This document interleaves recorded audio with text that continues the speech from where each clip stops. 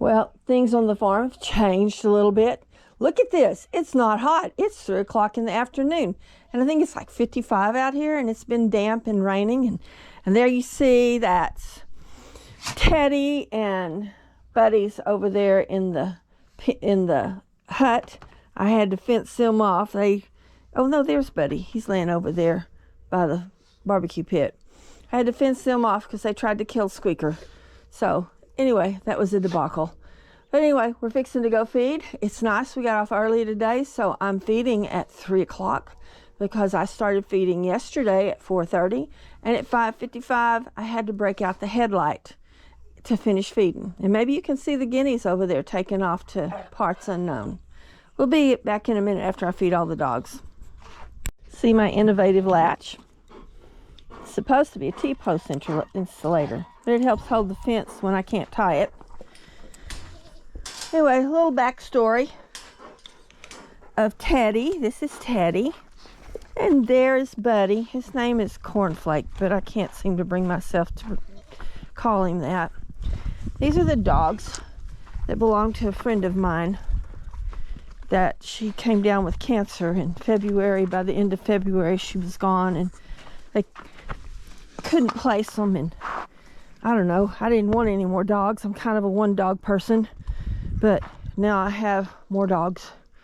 But Irene was a good friend. My kids were raised with her kids, and we remember her every day. See these 2 chickens right here? You know what they wish they were eating? Dog food. They love dog food. I give them the leftover dog food. They're just wishing they could have their dog food. Here's a new addition. There's Grace. And this is Kane. Kane came to visit us. Kane came to visit us so we could have puppies maybe. And he's been really good for Grace. She's a little hyper, and he is so chill. He's such a good dog. And we're so glad he came to visit with us.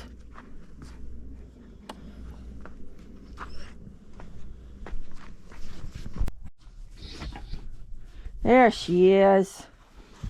That's a good girl.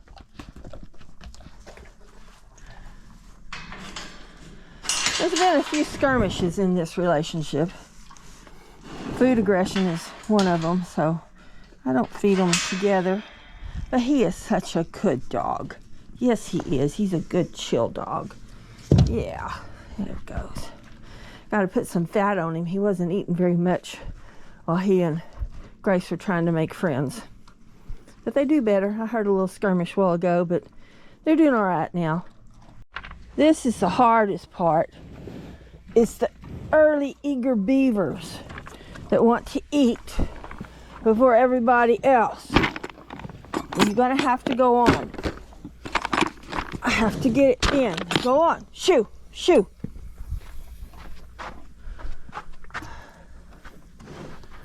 She won't hurt anybody.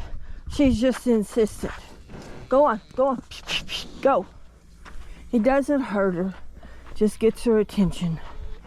I don't hit her hard. So, here goes. Into the breach. There are times that having 2 hands is better than just one. And it's been raining off and on out here, so their pans are a little wet, but it's just going to have to do with the feed.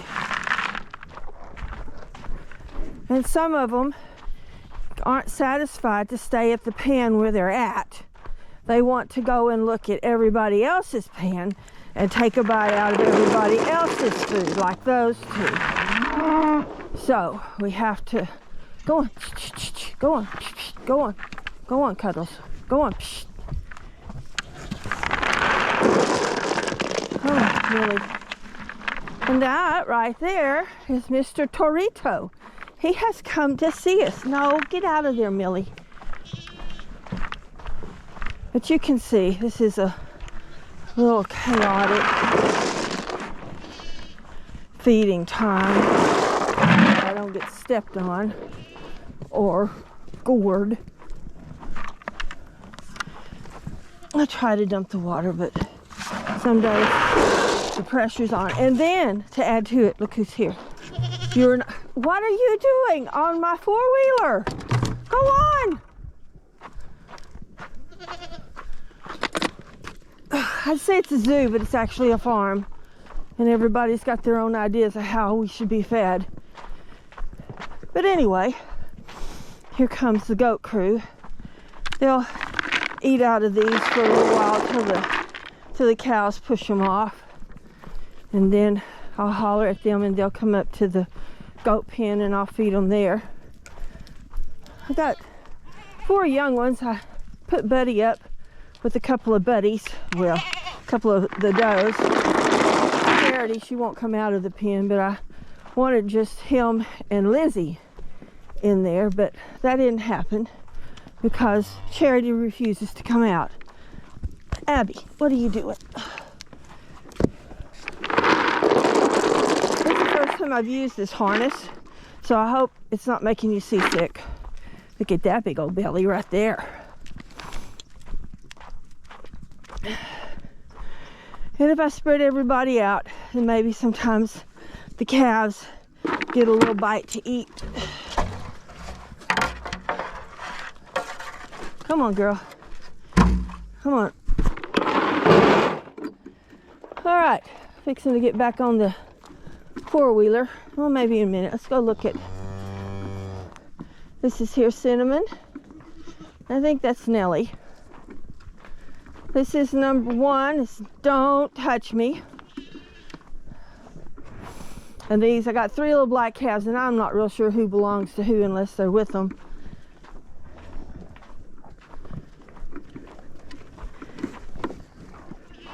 There's Bubbles, or Cuddles, and Miss Charlotte. That's Horn's calf right over there, the little black one, and she just dumped the food out. Whoa, stop it. You guys quit being ugly. But this is Torito. He's got stuff all in his hair. I don't know where he's been. Anyway, he's come to visit the girls. He's from the Tantons Ranch. Annette loaned him to us since we lost Kevin about this time last year. But he's been getting along with all the girls. And so everybody's been getting along pretty good, other than the pushing and the shoving to get to the food. Well, I gotta go feed the goats. Otherwise, they'll be up here bothering the cows. Well, it's raining a little bit. We won't complain. We can feed in the rain, except we have goats that want to get in the way.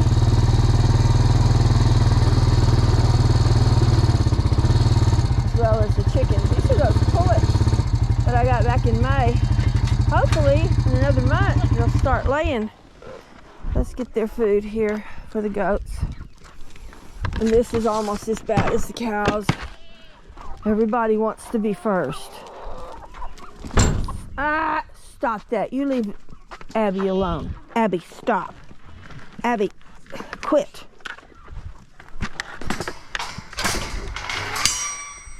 Abby's a bottle baby. She has no fear whatsoever. All these other ones have a little bit of respect. Stop that, Melly. You leave her alone. And they're not very nice. I love that these Kiko mamas, they are really good mamas. But if you ain't their baby, they don't like you. Doesn't matter whether you're part of the herd or not. You better be one of theirs or you're not eating where they're eating. I told you we had a little bit of rain today. Just keeping things damp. Abby, stop.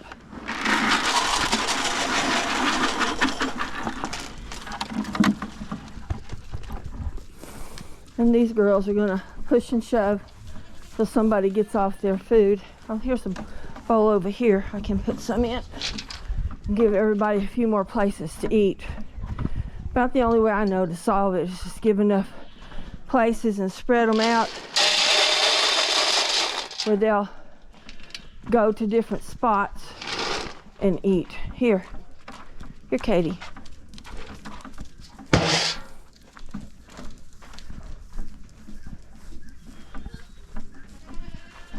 And these girls can come and go as they please. Look at this one, little Crystal. She has grown so much. She was kind of beat off all the food and everything, and she's just about caught up with Abby. Yeah, she's not as afraid, but still afraid. These chickens. Anyway, I'm trying to get the girls to come up here and bed down for the night, so they'll be having babies around, 1st of July, mid-July. So I kind of get them used to coming up here. I'll bring their huts back up here so we have more places for them to have their babies. So hopefully we'll have a good batch of babies. Look at these chickens. They're up here on my four-wheeler. Get off of my four-wheeler. You can't ride up here. Go on. Get off my four-wheeler. Okay, gotta go get the goat feed for the other guys. This is Charity. She don't want to leave, so she's in here. And this over here is Lizzie.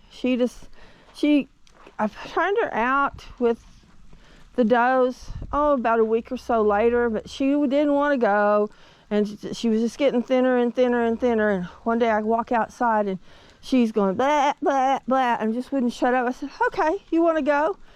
Turned her out, and that's what she wanted. She needed Buddy's company. So now they're all three in here, and if you see, this fence is lined with the Premier sheep and goat fence because Buddy has almost destroyed the wire fence by rubbing up against it, and he won't rub up against this one. So only way I know to keep him in, especially I got those 4 little does that need to be, that I don't want them bred yet. Next year maybe, but not this year. And 2 of them can't be bred to him. So anyway, it's raining. Hope you don't mind being rained on. I don't mind feeding in it. Okay, this is why I brought the camera. I wore it because it is like a feeding frenzy in here. These guys have 2 more weeks to go, and they are huge. And there's just 22, I think, in here, and I have 25 in the other one, and they will literally attack your hand to get the feed.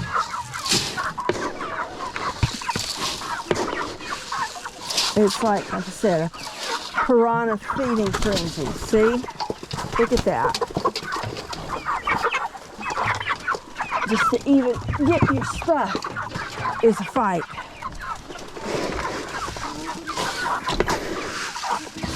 Now if you want to catch them, just put some feed down, because they don't care.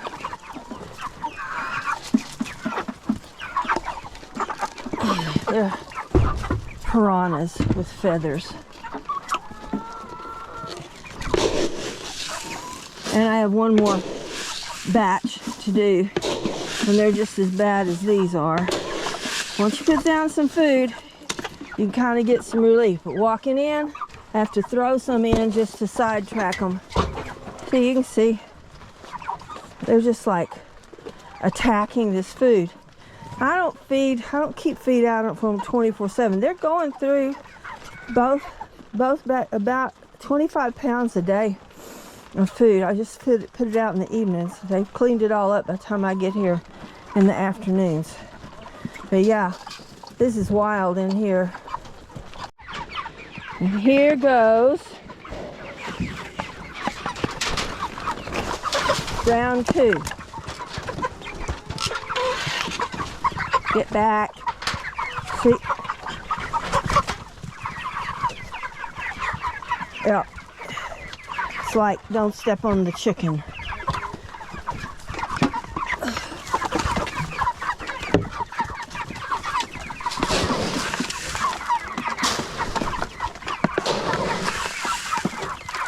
I haven't tried jumping up here yet to get to the feed. Yeah, it's pretty wild.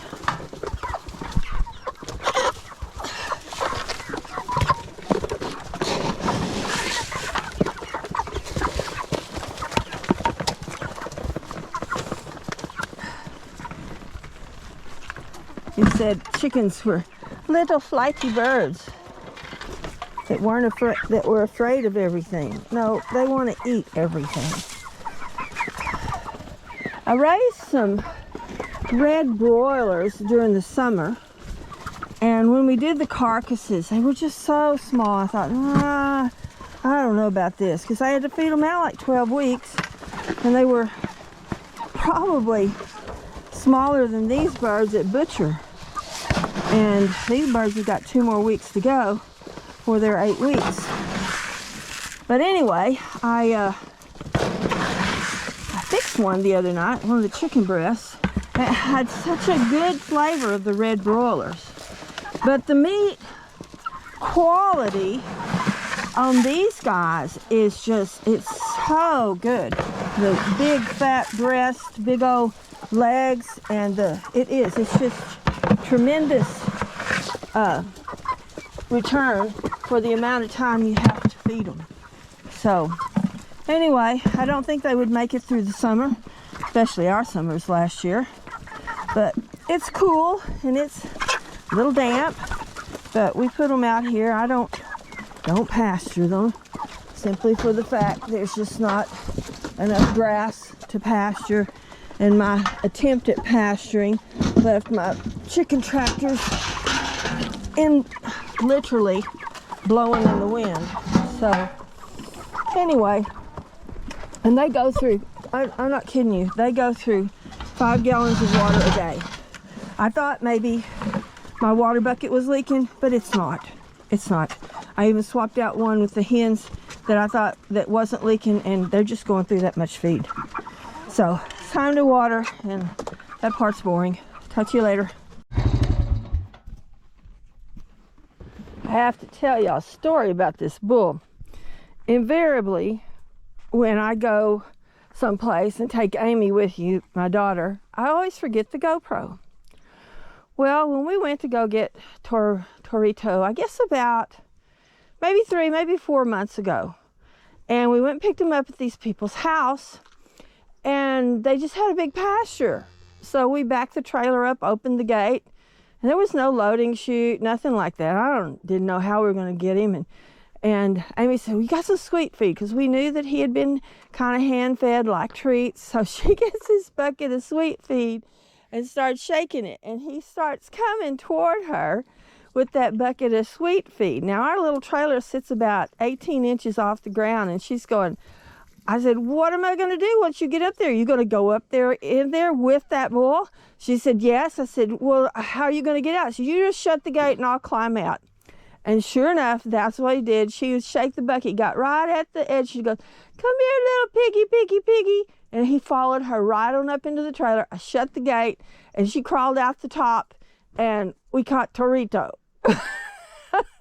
He is real gentle. He likes treats. He likes head scratches. But he's pretty cool. He's a good cow, a good bull. What? What do you want? Huh? What do you want? Well, I'm going to go. They look like they were getting ready to be intimate. I don't know why they're eating cactus, but there's plenty of other things to eat. But I guess so. All right. See you later. They're waiting on me today. That's Sam. And that's K3. And this one here is K2. K2's already has a sale pending. We're supposed to come get him in December. Sam goes freezer camp next month.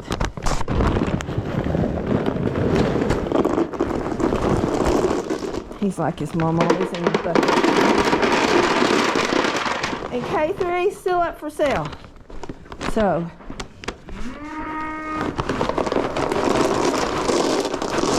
he was born in February, so that makes him about 9 months old.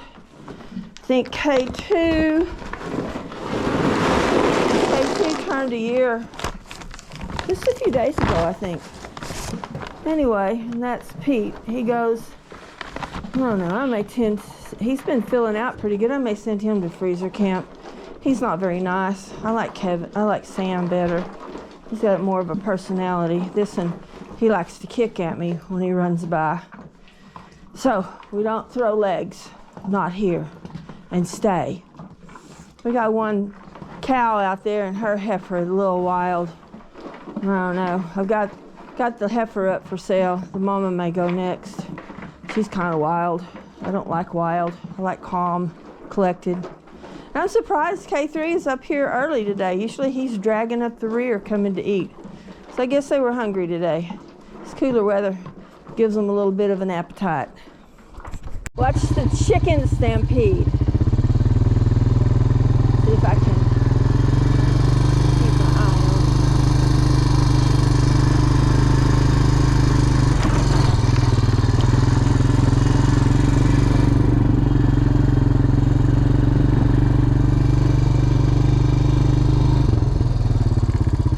Here they come. Look at those girls run.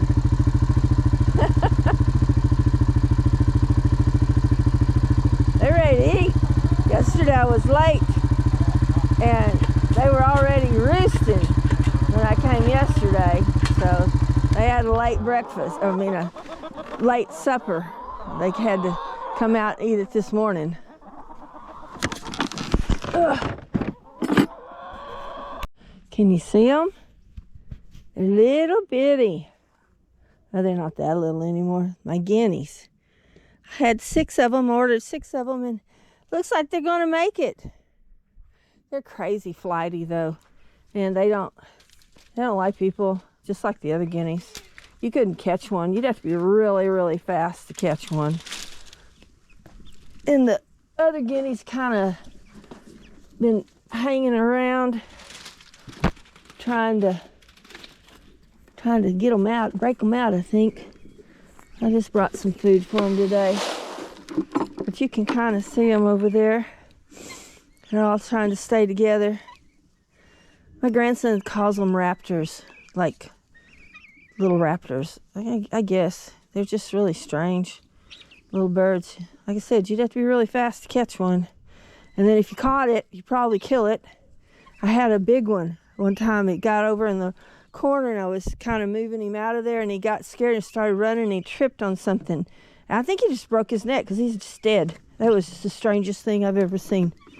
But they're getting bigger. Another couple of months they can join the guinea gang. Maybe if I be real still you can see them a little better.